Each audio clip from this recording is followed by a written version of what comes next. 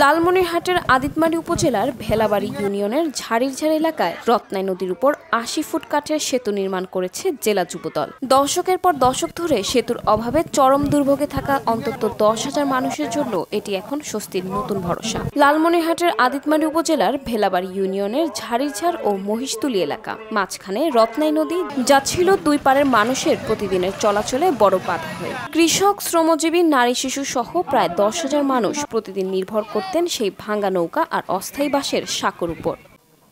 দীর্ঘ ৫৪ বছর ধরে রাজনৈতিক নেতা আর জনপ্রতিনিধিদের কাছ থেকে এসেছে শুধু আশ্বাস, নির্মাণ হয়নি কোনো সেতু। অবশেষে মানুষের দুর্ভোগ লাঘব করতে নিজস্ব অর্থায়নে ৮০ ফুট দৈর্ঘ্যের একটি কাঠের সেতু নির্মাণ করেছে যুবদল। অস্থায়ী হলেও ভোগান্তি কমেছে স্থানীয়দের। ধান যখন আবাদ করছি তখন নিয়ে আসা যাতায়াত খুব কষ্ট হয়েছে।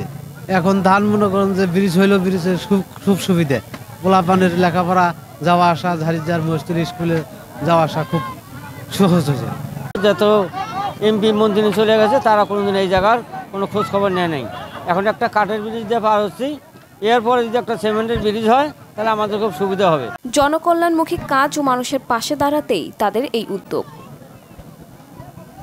এই ব্রিজটি করার উদ্দেশ্যটা হলো এই এলাকায় ২০০-রও অধিক ছেলে মেয়ে ওই পাশে পড়াশোনা করে, তাদের শুধুমাত্র একটি নৌকা দিয়ে পারাপার হতে হয়, তাদের খুবই কষ্ট হয়। তাদের কষ্ট লাঘব এবং সাধারণ লোকজন যে পারাপার হয় তাদের কষ্ট লাঘব করার জন্য আমরা এই ব্রিজটি করেছি। আর এই ব্রিজটি দৃষ্টিনন্দন করার উদ্দেশ্য হলো এই ব্রিজটি দিয়ে যেহেতু কোমলমতি ছেলেমেয়েরা পারাপার হবে, ওই পাশে স্কুলে যাবে, বৃষ্টি দৃষ্টিনন্দন করে তাদের যাতায়াতে তাদের মনটা ভালো থাকবে, তাদের ভালো লাগবে, এই কারণে দৃষ্টিনন্দন করেছি। আমরা এই অঞ্চলের মানুষের সঙ্গে থাকার জন্য আমাদের প্রিয় নেতা তারেক রহমান যে বলেছেন জনগণের পাশে থাকুন এবং জনগণকে পাশে রাখুন। আমরা মনে করি এই কর্মকাণ্ডের মধ্য দিয়ে জনগণ আমাদের পাশে থাকবে এবং আমরা এই কাজের মধ্যে জনগণের পাশে এসেছি।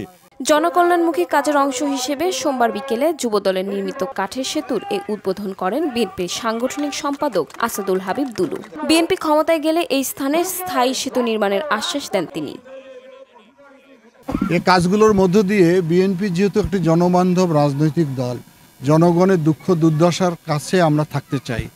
আর আন্তরিকতা থাকলে ক্ষমতায় যাওয়ার আগেই কাজগুলো করা সম্ভব।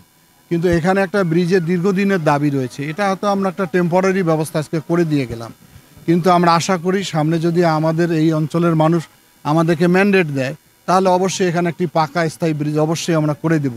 রাত দিনের দুর্ভোগ কমিয়ে রত্নাই নদীর উপর কাঠের এই সেতু এখন মানুষের নতুন আশা। আগামীতে এখানে স্থায়ী সেতু নির্মাণ হবে বলে প্রত্যাশা তাদের।